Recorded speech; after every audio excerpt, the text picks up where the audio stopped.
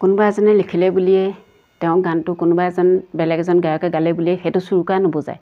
কাৰণ এতিয়া নীল আকাশৰ গানেই হওক, জুবিন দাৰ গানেই হওক, কিমান নতুন নতুন শিল্পী ওলাইছে, সকলোৱে সেই গানসমূহ গায়, ভাইৰেলো হৈছে, তেনেদৰে মঞ্চতো গাইছে, তেনেদৰে তেওঁলোকে ৰেকৰ্ডিঙো কৰিছে, এলবামো বনাইছে, জুবিন দাৰ কিছুমান গান গায়। সীমান্ত শেখৰে সেই গানটো চুৰি কৰিছে বুলি আচলতে ক'বও নালাগে, কাৰণ এটা গান বহুতজন শিল্পীয়ে গাব পাৰে আৰু তেওঁলোকে তেনেদৰে আগৰ পৰাই গাই আহিছে। পটককৈ যিকোনো কথা আচলতে ছ'চিয়েল মিডিয়াত ভাইৰেল কৈ দিয়াটো যুক্তিসংগত নহয় বুলি মই ভাবোঁ। নমস্কাৰ বন্ধু বান্ধৱীসকল, আপোনালোকক স্বাগতম জনাইছোঁ মোৰ অন্য এটা ভিডিঅ'লৈ। ৰাজীৱ শদিয়াৰ জিলেলে গানটো সীমান্ত শেখৰে চুৰ কৰিছিলে বুলি বহুত ভিডিঅ'ত কোৱা গৈছে। গতিকে সীমান্ত শেখৰে মন্তব্য দিছে যে তেওঁ সেই গীতটো চুৰ কৰা নাই, ৰাজীৱ শদিয়াই নিজেই সেই গীতটো গাইছিল। গতিকে সীমান্ত শেখৰৰ এটি কল ৰেকৰ্ডিং আপোনালোকলৈ আগবঢ়াইছোঁ। আহকচোন শুনো সেই কল ৰেকৰ্ডিংটো। প্ৰতিক্ৰিয়া প্ৰকাশ কৰিলে সীমান্ত শেখৰে, শুনক এই প্ৰতিক্ৰিয়া। দাদা, ৰাজীৱ শদিয়া শেহতীয়াকৈ এটা গানক লৈ পিনি আপোনাৰ নামটো আকৌ সাঙুৰ খাইছে, জিলিলে জিলিলে যিটো গান লৈ এই অনুকূল আপোনাৰ প্ৰতিক্ৰিয়া। বিভিন্নজনে কৈছে যে এই গানটো তেখেতৰ আছিল বা তেখেতৰ আপোনাৰ পোষ্ট এটাত কিবা মন্তব্য দিয়াক লৈ পিনি স্ক্ৰীনশ্বট এটা ভাইৰেল হৈছে। প্ৰথমতেতো মই কওঁ যে ৰাজীৱৰ যিটো লছ, সেইটো আমাৰ কাৰণে বহুত ডাঙৰ লছ। হয়, ৰাজীৱ মোৰ লগত খুব ভাল ৰিলেশ্যনশ্বিপ আছিলে। যিদিনা ৰাজীৱ ঢুকাইছে সেইদিনাই আমি ৰিয়েকশ্যনো কৰিছো। আমি ৰাজীৱৰ সেই বস্তুটো আমি ফিলো কৰোঁ। কিন্তু তাতে এটা সদায় কনফিউজন লয় যে কিছুমান বিশেষভাৱে কিছুমান কনফিউজন হৈছে, যিটো বস্তু হয়তো আমি ক্লিয়াৰ কৰাটো খুব ভাল বুলি মই ভাবিছো। আচলতে যেতিয়া গান এটা বনোৱা হয়, সেই গানটো এজন কম্প'জাৰে বনায় আৰু এজন প্ৰডিউচাৰ থাকে গানৰ।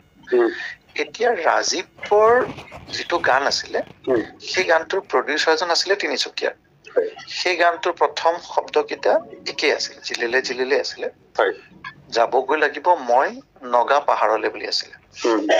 তাৰপিছত এইটো আজি 15 বছৰ, আজি 12 বছৰ মান হৈ গ'ল জিলিলে গানটো। সেই গানটো ৰাজীৱে গাইছিলে গানটো ৰাজীৱে। প্ৰডিউচাৰজন আছিলে তিনিচুকীয়াৰ।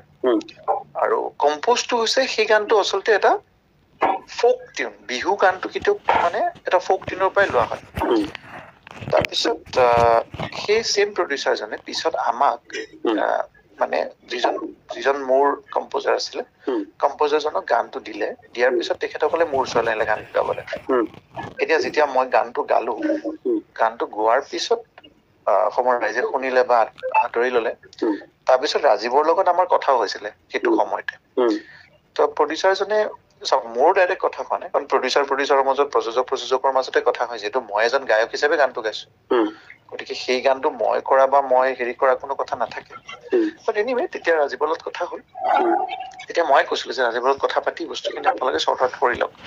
কিন্তু সেই গানটোৰ এই গানটো দুটা বেলেগ বেলেগ গান আছিলে আচলতে। কিন্তু ফ'ক টিউনৰ প্ৰথম লাইন কেইটা একেই আছিলে, বা যা হওক সেইটো আমি ক'বলৈ নাযাওঁ এতিয়া। দ্বিতীয়তে, মই সেইকাৰণে সদায় গানটোত আমাৰ গান বুলি লিখো, মই কেতিয়াও মোৰ গান বুলি নিলিখো। আপোনালোকে কালি যিটো পোষ্ট দেখা পাইছিলে, পোষ্টটোত মই লিখি থৈ দিছো আমাৰ গান বুলি। মই কেতিয়াও কোৱা নাই যে এইটো মোৰ গান, যদি আপোনালোকে পোষ্টটোত ভালকে চাই। আৰু সেই বস্তুটো ৰাজীৱো লিখে এইটো বস্তু। পিছত যেতিয়া ৰাজীৱে লিখিলে, তেতিয়া মই ক'লো ৰাজীৱক যে মই আমাৰ গান বুলি লিখি থৈ দিছো এইটো। বা যিয়ে নহওক, সেই বস্তুটোত সেইটো আমি ক'ব লাগিব। আৰু তেনেকুৱা একো কন্ট্ৰভাৰ্চি নাই। চাওক, কিছুমানে হয়তো কন্ট্ৰভাৰ্চি ওলাব বিচাৰিছে নিজে, হয়তো যে এইটো সীমান্তই লব হৈছে, কেনেকে কৰিছে বা কিবা এটা ক'ব পাৰে। বাট মই নিজে উল্লেখ কৰি থৈ দিছো তাতে আমাৰ গান বুলি। নাই থোৱা জানো মই বস্তু? মইতো কেতিয়াও মোৰ গান বুলি কোৱা নাই এইটো। গতিকে আমাৰ শব্দটো থকাৰ পিছত যদি কোনোবাই তলত কিবা কিবি লিখি থাকে, তেতিয়াহ'লে তাক আমি উদ্দেশ্য প্ৰণোদিত বুলিয়ে ভাবিম, নহয় জানো? কিন্তু এটা কথা ঠিক যে ৰাজীৱ শদিয়াই প্ৰথমতে গানটো গাইছিলে, যিটো আপুনি ৰাজীৱ শদিয়াই সেইটো গান গোৱা নাছিলে। সেই গানটোৰ প্ৰথম লাইন কেইটা একে আছিলে। দুটা লাইন আমি তেতিয়া কি হয়, আমি ফাৰ্ষ্ট জিলেলে জিলেলে যাবগৈ লাগিব মই নগা পাহাৰলৈ বুলি গোৱা আছে গানটো। আৰু প্ৰডিউচাৰজনে দুটা গান বনাইছিলে, এটা মোক গোৱাইছিলে, এটা ৰাজীৱক গোৱাইছিলে। বুজি পালে? এতিয়া প্ৰযোজকজনে যেতিয়া কৰে কাম, যেতিয়া প্ৰযোজকৰ ওপৰত সম্পূৰ্ণ হেৰি থাকে, তেখেত ৰাইটছ থাকে। প্ৰযোজকজন কোন আছিল আপোনাৰ জানিব পাৰিম নেকি? প্ৰযোজকজন মই আপোনাক পঠাই দিম ৰ'ব, নামটো আছে মোৰ লগত, মই বিচাৰিব লাগিব। তেওঁৱে কৰিছিলে, তেওঁ আমাক পিছত মানে এলবাৰ্ট সঞ্জয় বুলি দুজন ব্যক্তি গোটেই গানটো বনাইছিলে, তাহাঁতক এই গানটো বনাবৰ কাৰণে তেওঁ ট্ৰাষ্ট কৰিছে, ঠিক আছে আপোনালোকে বনাব পাৰে বুলি গানটো। সেইটোৱে আছিলে, তাতে একো কন্ট্ৰভাৰ্চি কৰিব লগা একো নাই। আৰু গোটেই বিষয়টোক লৈ ৰাজীৱ হৰিয়াৰ লগত আপোনাৰ তেতিয়া কথা বতৰা হৈছিল নহয় জানো? এই গোটেই বিষয়টো ৰাজীৱৰ লগত প্ৰায় কথা হয়, মই চাওক ৰাজীৱ এনেকুৱা। আৰু কেইদিনমান আগতে আমি অসম আমাৰ হেৰিটো কৰিব গৈছিলো, আমাৰ এটা গানো কৰিছিলো।